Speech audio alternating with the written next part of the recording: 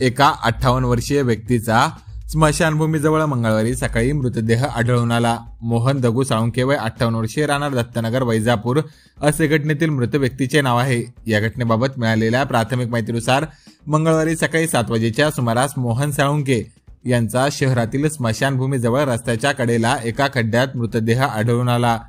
त्यांना नातेवाईकांनी वैजापूर येथील उपजिल्हा रुग्णालयात सकाळी 8:15 वाजेच्या सुमारास दाखल केले।